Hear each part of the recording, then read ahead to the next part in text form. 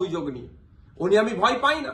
কেউ যদি মনে করেন নওশাদ সিদ্দিকীকে এই নোটিশ পাঠিয়ে ধমকাবো চমকাবো বসিয়ে দেব, আমি তাতে আমি ভয়ও পাবো না, আমি চমকেও যাব না। কারণ আমার অনেক দেখা হয়ে গেছে এইগুলো, কারণ আমি বলে যাই। আর কাকতলীয় ভাবে বলছি না, এটা বাস্তবিক হয়েছে। 2019 সালে কেন্দ্রের সরকার নিয়ে এসেছিল এক বিভাজনের বিল, সিএ।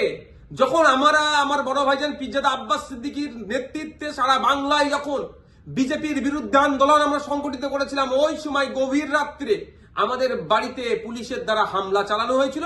সেই রাত্রে আমি সুপ্রিম কোর্টে এসেছিলাম, তারপরের দিনে মামলা করব বিজেপির বিরুদ্ধে, কেন্দ্র সরকারের বিরুদ্ধে। আর এখন আমরা যখন এই ওয়াকফ সংশোধনের বিরুদ্ধে মাঠে ময়দানে গণতান্ত্রিক প্রক্রিয়ায় লড়াইয়ের বার্তা দিচ্ছি এবং আইনি লড়াই করবে বলে তার প্রস্তুতি নিচ্ছে, আমাদের বাড়িতে নোটিশ চলে আসলো। নোটিশ আসুক, 100 বার নোটিশ আসুক, এতে আমি ভয় পাই না।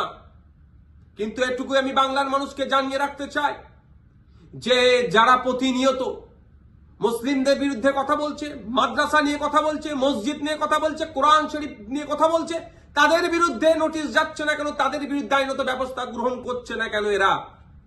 এরা তৃণমূলের মুসলিম বিধায়কদেরকে বিধানসভা থেকে চাংতলা করে রাস্তায় ফেলে দেবো বললেও তাদের বিরুদ্ধে আইনত ব্যবস্থা গ্রহণ করছে না, নোটিশ পাঠাচ্ছে না। আর নওশাদ সিদ্দিকীর কাছে নোটিশ পাঠিয়ে দিচ্ছে। ঠিক আছে, আইনি লড়াই আমি লড়ে নেব। আমার আইনের যারা বিশেষজ্ঞ আছে, সম্মানীয় বিকাশ রঞ্জন ভট্টাচার্য স্যার এবং সম্মানীয় শামীম দ্বারা কথা বলেছি, তারা আমাকে বলেছে তো আপনার কাজ হচ্ছে রাজনৈতিক লড়াই লড়ে যাওয়া, বাকি আইনি দিকটা আমরা বুঝে নেব। সুতরাং আইনি লড়াই কোর্টে আমিও বুঝে নেব। কিন্তু আমার প্রশ্ন, যারা প্রতিনিয়ত মুসলিম সম্প্রদায়কে, মাদ্রাসা মসজিদকে আক্রমণ করছে, বিষ উগলাচ্ছে, তাদের বক্তব্যতে হিন্দু মুসলমানের মধ্যে যে সম্প্রীতি, যে ঐক্য বাংলায় বিনষ্ট হতে পারে, তাদের বিরুদ্ধে কটা নোটিশ করা হয়েছে, তাদের কজনের বিরুদ্ধে আইনত ব্যবস্থা গ্রহণ করা হয়েছে, বাংলার মানুষ একটা জানবেন, আমিও জানতে চাইছি। শুধু তাই নয়, আমাদের রাজ্য সরকারের যিনি প্রধান মমতা ব্যানার্জি মহাশয়াকে একটা বক্তব্য শুনেছিলাম, কি জঙ্গি যোগ না কি বলে দেখে দিয়েছিল, তখনও চুপ করেছিল। আর নওশাদ সিদ্দিকীর বিরুদ্ধে নোটিশ, ওই নোটিশ পাঠিয়ে আমাকে কেউ ভয় পাওয়াতে পারবে না। বিজেপির এই ওয়াকফ আন্দোলনের বিরুদ্ধে, সংশোধনী যে নিয়ে এসেছে ওয়াকফ, এর বিরুদ্ধে আন্দোলন জারি থাকবে। এই অসাংবিধানিক, অগণতান্ত্রিক এরা যুক্তরাষ্ট্রীয় পরিকাঠামোকে ভেঙে দেওয়ার যে সংশোধনী নিয়ে এসছে, এর বিরুদ্ধে লড়াই জারি থাকবে। যখন আমাকে খোঁচা দিয়েছে, আমি কয়েকটা প্রশ্ন বাংলার মানুষের কাছে তুলে ধরতে চাইছি এবং সর্বোপরি তৃণমূল কংগ্রেসের কাছেও তুলে ধরতে চাইছি, এর উত্তর দিতে হবে। আমরা জানতে পেরেছি বেশ কয়েকজন এমপি পার্লামেন্টে অনুপস্থিত ছিল, তাদের বিরুদ্ধে তৃণমূল কংগ্রেস দলগতভাবে কি ব্যবস্থা গ্রহণ করছে, কি নোটিশ পাঠাচ্ছে, কি শোকজ করছে, তাদের বিরুদ্ধে কি অ্যাকশন নেবে, সেটাও পাবলিক ডোমিনে দিতে হবে এবং কি নিচ্ছে সেটাও যেন জানানো হয়। দ্বিতীয় হচ্ছে, যারা পার্লামেন্টে উপস্থিত ছিলেন, টোটাল আমরা যতটুকু জানা আছে, পার্লামেন্টে দুটো কক্ষ মিলিয়ে, লোকসভা রাজ্যসভা মিলিয়ে তৃণমূল কংগ্রেসের এমপির সংখ্যা প্রায় 42টি। এই 42 জনের মধ্যে কতজন ভোটাভুটিতে অংশগ্রহণ করেছে এবং যারা ভোটাভুটিতে অংশগ্রহণ করেছে কতজন ওয়াকফ সংশোধনী বিলের বিরুদ্ধে ভোট দিয়েছে না অন্য কোথাও ভোট দিয়েছে, সেটাও পাবলিক ডোমিনে পাবলিশ করা হোক, অর্থাৎ জনগণের সামনে তুলে ধরা হোক। তাহলে দুধকে দুধ, পানিকে পানি হবে। নাহলে এই ধরনের ঘটনা ঘটতে পারে যে উপস্থিত ছিল ভোট দানের সময় এই ওয়াকফ সংশোধনীর পক্ষে, বিরুদ্ধে না ভোট দিয়ে বিজেপিকে সুবিধা করার জন্য তাদের পক্ষে ভোট দিয়ে দিতেও পারে, বিশ্বাস নেই এদেরকে আমার। তাই এই ডেটাটা পাবলিক ডোমিনে দেওয়া হোক।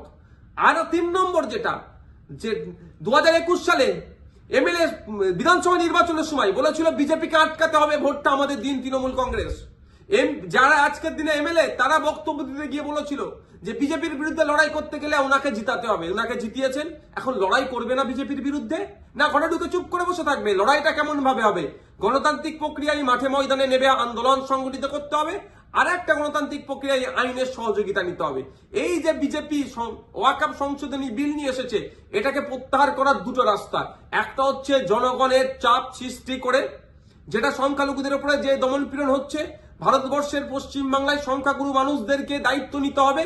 এই সংখ্যালঘুদের উপরে যে দমনপীড়ন নেমে আসছে, সেটাকে প্রোটেক্ট কিভাবে করবে, অর্থাৎ মাঠে ময়দানে সংখ্যালঘু থেকে শুরু করে সংখ্যাগুরুরা মিলে আন্দোলন সংগঠিত করবে, জনপ্রতিনিধিদেরকে সামনে রেখে সাথে নিয়ে। একটা দিক, আর একটা হচ্ছে সুপ্রিম কোর্টের দ্বারস্থ হয়ে আইনের মাধ্যমে এই যে নতুন আইন তৈরি করতে চলেছে, এই আইনটাকে রদ করা।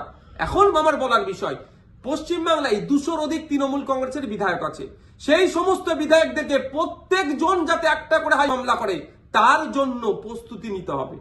এবার আমি এটা তৃণমূল কংগ্রেসের সুপ্রিমোকে বলছি, তৃণমূল কংগ্রেসের দলকে বলছি এবং সাধারণ ভোটারদেরকে বলছি। ভোটের সময় কিন্তু এই সমস্ত এমএলএ গুলো প্রার্থী ছিল, তারা বলেছিল বিজেপির বিরুদ্ধে লড়াই করবে।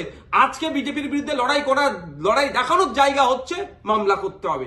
এদের 42 জন রাজ্যসভা লোকসভা মিলিয়ে এমপি আছে, 42 আর এই প্রায় 220টা মতো, 250-র অধিক মামলা কিন্তু তৃণমূল কংগ্রেসকে করতে হবে। তার পয়েন্ট অনুযায়ী আমি বলে দিচ্ছি, এইটা চাপ তৈরি করতে হবে। আমি নওশাদ সিদ্দিকী একা যদি আমি একাধিক মামলার দায়িত্ব নিতে পারি, হাজার হাজার মামলা হবে ওয়াকফ সংশোধনী বিলের বিরুদ্ধে, সেটা আমি ভালো করে জানি, বিজেপিও জানে, তৃণমূল কংগ্রেসও জানে, আমি পাবলিকও জানে। কিন্তু তৃণমূল কংগ্রেস কটা মামলা করছে না, মামলা না করে বিজেপিকে জায়গা করে দিচ্ছে, সেটাও পাবলিককে দেখতে হবে। ভোটার যারা ভোট দিয়েছিলেন 2021 সালে, যারা ভোট দেননি তৃণমূল কংগ্রেসকেও, কিন্তু আপনার জনপ্রতিনিধি যারা এলাকায় আছে তাদের কাছে তুলুন আওয়াজ যে আপনাদেরকে মামলা করতে হবে। মালদা থেকে কংগ্রেসের একজন এমপি আছেন, তাকেও আমি অনুরোধ করছি, আপনিও সুপ্রিম কোর্টে চলেন, গিয়ে মামলা করবেন। এখন দেখার বিষয় তৃণমূল কংগ্রেসের কতজন এমএলএ, কতজন এমপি মামলা করছে এবং আমরা ভোটাররা কতজনকে মামলা করাতে পারছি প্রেসার বিল্ড আপ করে, সেটাই এখন দেখার বিষয়।